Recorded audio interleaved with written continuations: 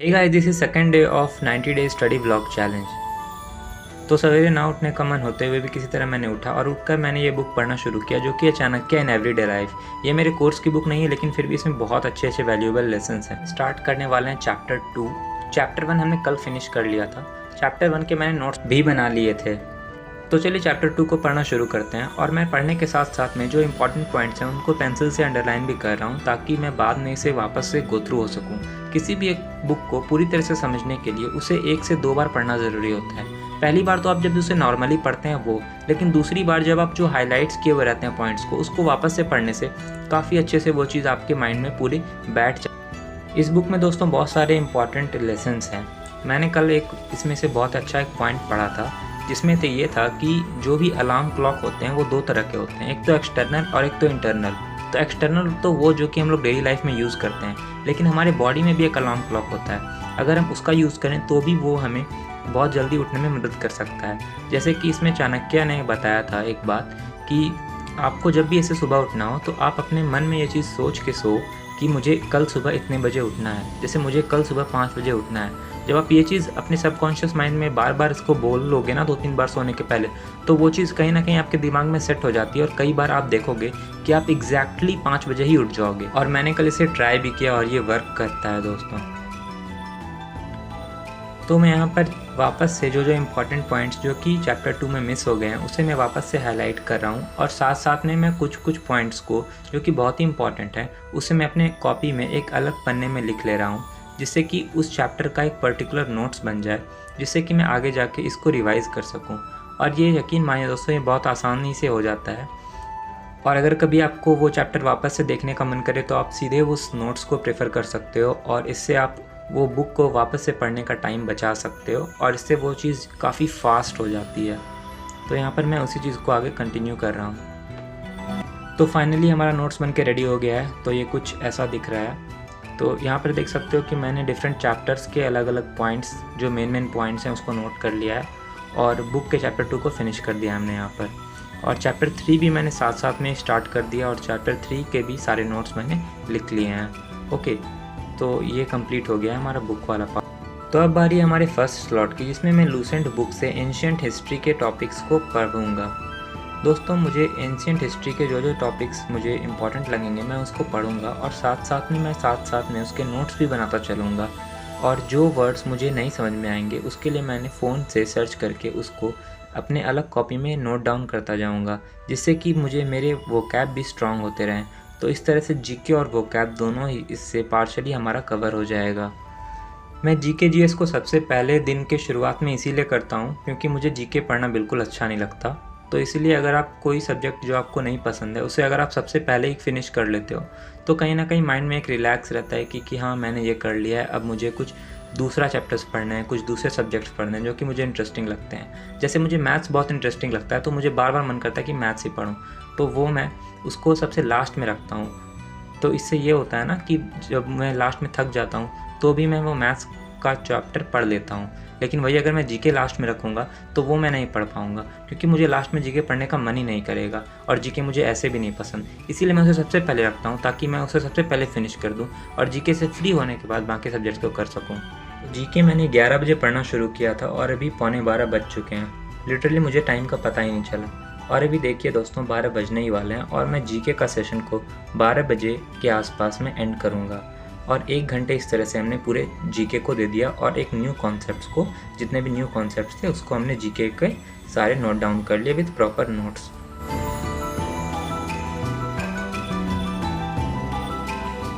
GK के proper notes note down करने के बाद मैं जीके के यहाँ पर प्रीवियस ईयर क्वेश्चंस लगा रहा हूँ। तो जीके के प्रीवियस ईयर क्वेश्चंस के बुक से मैं यहाँ पर 1 घंटे तक जीके के सारे प्रीवियस ईयर क्वेश्चंस लगाऊंगा। बीच में मैंने थोड़ा सा ब्रेक लिया था 1-2 मिनट का, उसके बाद से वापस आकर चलिए इसको शुरू करते हैं। तो शुरू करते हुए मैंने लगभग इसके 50 से 100 क्वेश्चंस के आसपास का टारगेट रखा था, लेकिन मैं 50 क्वेश्चंस ही बना पाया, और उसके बाद मेरा दिमाग पूरा थक गया तो मुझे मन नहीं करने लगा पढ़ने का। लेकिन मैंने फिर भी किसी तरह से 50 क्वेश्चंस को अटैम्प्ट किया। 50 क्वेश्चंस काफ़ी अच्छे क्वेश्चंस थे। इसके बाद जब मैं बाहर आया तो मुझे यहाँ पर बिल्ली मौसी मिली। ये आराम से दूध चाट रही थी जो कि गिरा हुआ था फर्श पर। जैसे ही मैं थोड़ा इसके नज़दीक गया तो ये डर करके भाग गई नीचे और कार के नीचे छिप गई। खैर, उसके बाद मैं वापस अपने रूम में आया, और रूम में आकर के मैंने सोचा कि अब कंप्यूटर स्टार्ट किया जाए, क्योंकि शाम के 3 बज चुके थे और मुझे अब हल्की हल्की नींद आ रही थी। तो जब भी मुझे नींद आती है तो मैं कोई ईजी सब्जेक्ट पकड़ता हूँ, जैसे कि कंप्यूटर, और उसके वीडियो लेक्चर्स देखने का कोशिश कर, क्योंकि वीडियो के मीडियम में कोई ना कोई टीचर आपके सामने रहता है और वो बोलता है, तो ऐसा लगता है कि कोई पर्सन आपके सामने होकर बोल रहा है, आपसे बात कर रहा है। तो इस तरह से थोड़ा इंटरैक्टिव सेशन हो जाता है, जिसमें कि नींद आने के चांसेस बहुत ही कम होते हैं। तो जब भी मुझे कुछ ऐसा लगता है तो मैं हमेशा वीडियो लेक्चर्स को प्रेफर करता हूँ रेदर देन कि बुक से पढ़ना। बुक से पढ़ने में थोड़ा सा आपको बोर फील हो सकता है, थोड़ा सा आपको नींद टाइप के आ सकती है, तो इसलिए मैं दोपहर में वीडियो लेक्चर्स ही प्रेफर करता हूँ। तो यहाँ पर कंप्यूटर का भी सेशन अराउंड हमारा 1 घंटा चलेगा। तो मैंने अराउंड 3 बजे के आसपास से इसका सेशन शुरू किया था। तो अभी देखते हैं कि हम कितने देर तक कंप्यूटर कर पाते हैं। तो यहाँ पर मुझे हल्की हल्की नींद भी आ रही थी, लेकिन मैंने किसी तरह अपने आप को मोटिवेट किया कि नहीं, मुझे इस चैप्टर को आज ख़त्म करना ही करना है।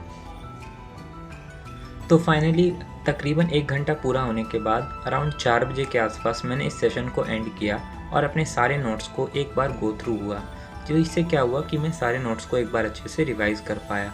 तो अब रिवाइज़ करने के बाद मुझे काफ़ी भूख लगने लगी थी और तभी मैंने सोचा कि कुछ खाया जाए। तो तभी मैंने ये मस्त सा पराठा खाया, जिसमें कि शिमला मिर्च भी थी।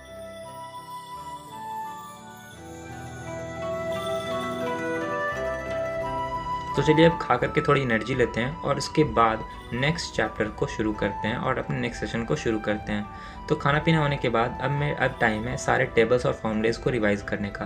तो यहाँ पर मैंने कुछ टेबल्स ऐड कर रखे हैं और यहाँ पर मैंने सारे जो भी इंपॉर्टेंट कैलकुलेशंस के ट्रिक्स हैं उन सबको दीवार में साट रखा है। और यहाँ पर मैं बैठ करके उन सारे फॉर्मूलेस को, उन सारे टेबल्स को 1 से 2 बार उसको अच्छे से पढ़ के ज़ोर से पढ़ के उसको याद करूँगा।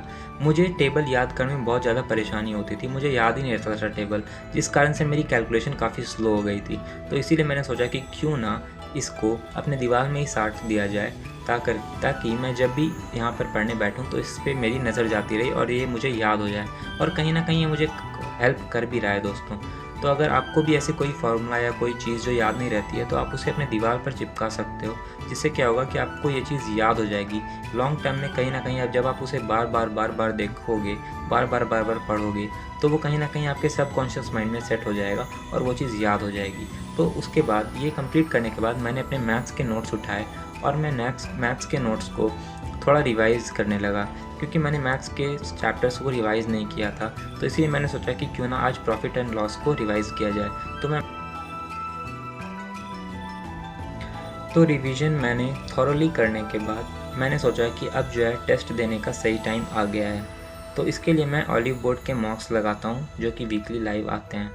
तो दोस्तों मैंने ऑलिव बोर्ड का मॉक्स को लगाने का सोचा है, तो चलिए मॉक को लगाते हैं। तो मॉक को लगाने के बाद मैंने एनालाइज़ नहीं किया था कल, तो इसीलिए मैंने सोचा कि क्यों ना उस मॉक को पहले एनालाइज़ किया जाए और लाइव मॉक हम कल लगा लेंगे। तो मैं अभी अपने मॉक्स को एनालाइज़ करूँगा जो कि मैंने कल दिया था। तो चलिए मॉक का एनालिसिस हो गया है और मैंने काफ़ी सिली मिस्टेक्स कर दी हैं, जिसको मैं अगले टाइम पे उसे इम्प्रूव करने की कोशिश करूँगा। मैं ऐसे ही वाइट शीट में एक सारे कैलकुलेशंस कर लेता हूँ, जिससे कि मेरा टाइम भी बच जाता है और ज़्यादा पेजेस भी नहीं लगते हैं। तो आप भी ये चीज़ अप्लाई कर सकते हो। तो मॉक एनालिसिस करते हुए मैं जितने भी क्वेश्चंस थे जो कि गलत हो गए थे या जो कि बहुत ही अच्छे लेवल के आए हुए थे, उसे मैंने एक अलग कॉपी में नोट कर लिया, ताकि मैं इसे वापस से सॉल्व कर सकूं 1-2 हफ्ते बाद। और साथ ही में चूँकि मेरा जीके बहुत वीक है, तो मैं जीके के एक अलग कॉपी बनाता हूँ, जिसमें मैं सारे इंपॉर्टेंट क्वेश्चंस को जीके के उसमें लिखता चला जाता हूँ। इससे मेरी एक पतली सी कॉपी बन के रेडी हो जाती थी। तो दोस्तों ये था आज का vlog, day 2 of 90 days challenge. तो मिलते हैं नेक्स्ट व्लॉग में, जिसमें कि हम लोग और नए चैलेंजेस को फेस करेंगे और अपने 90 डेज़ को चैलेंज को पूरा करेंगे। Thanks for watching.